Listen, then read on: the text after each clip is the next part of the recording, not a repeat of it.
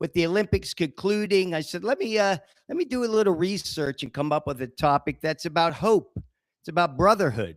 We'll be talking about that today with the Buckeye Bullet, Jesse Owens. But first, let's check it out. Let's check it out. The ABCs, all body workout, blissful sleep, colorful diet. How about you? How did you do today? Well, let me tell you, I had a really good workout today. Egg whites and kale, like I did yesterday.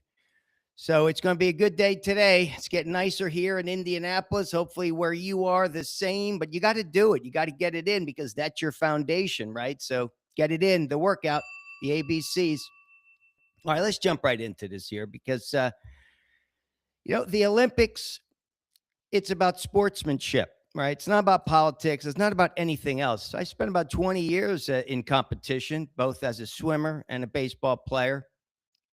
So I know what it's like with sports. It's all about sports. It's not about anything else, right? It's about camaraderie, sportsmanship. So let's talk about this man, a legend, the Buckeye Bullet. He was born September 12th, 1913, died March 31st, 1980, at the young age of 66, lung cancer.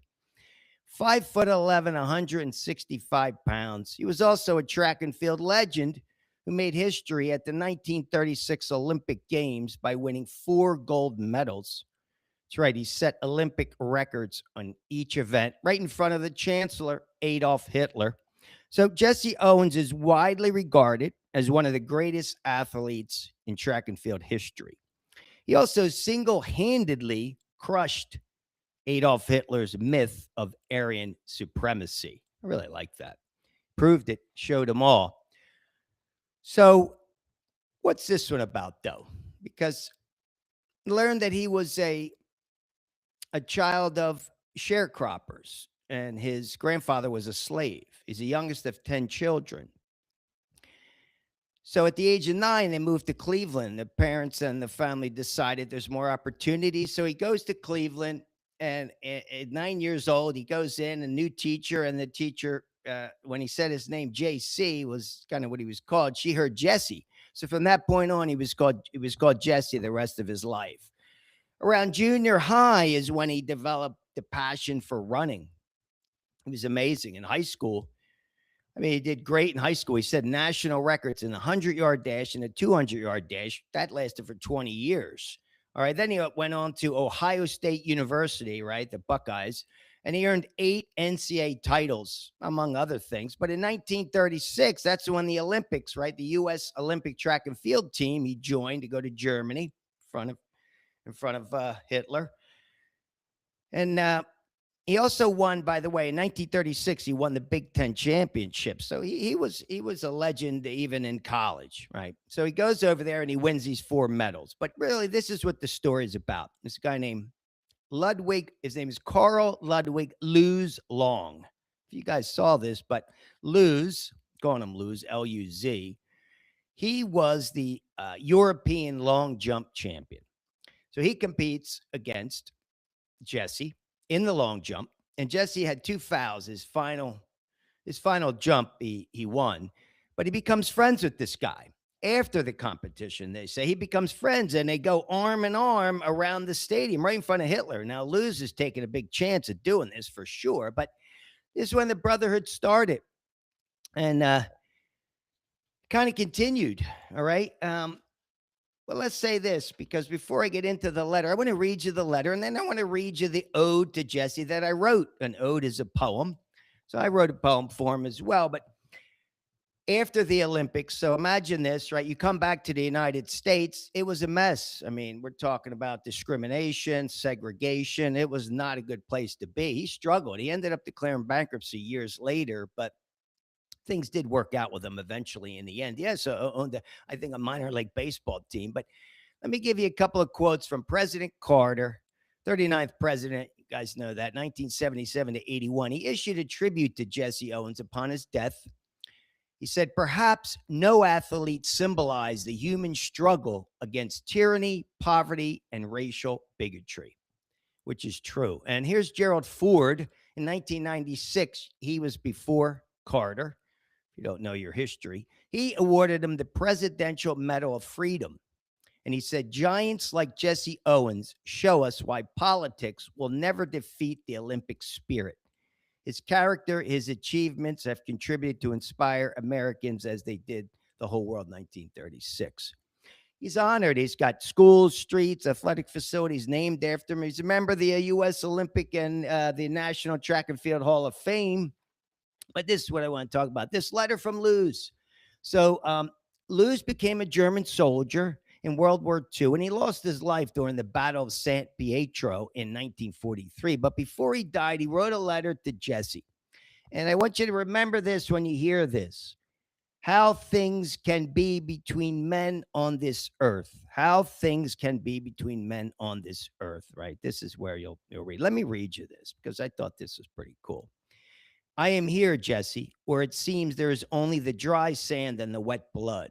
I do not fear so much for myself, my friend Jesse. I fear for my woman who is home and my young son, Carl, who has never really known his father.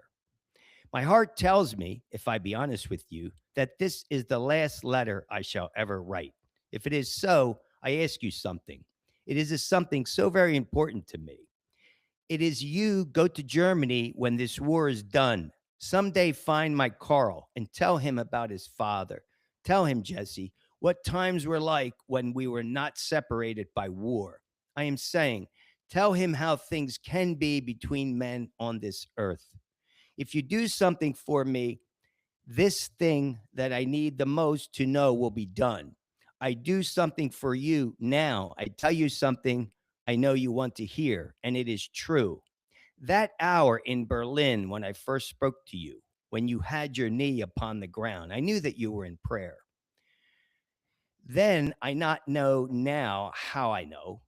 Now I do. I know it is never by chance that we come together. I come to you that hour in 1936 for purpose more than der Berliner Olympiad. And you, I believe, will read this letter while it should not be possible to reach you ever for purpose more ever than our friendship. I believe this shall come about because I think now that God will make it come about. This is what I have to tell you, Jesse. I think I might believe in God. And I pray to him that even while it should not be possible for this to reach you ever, these words I write will still be read by you. Your brother, Luz. He was wounded in Sicily in 1943. He died in the invasion of Sicily. Jesse Owens did get the letter. And in 1951, he returned to Germany and was able to find Luz's son, Carl.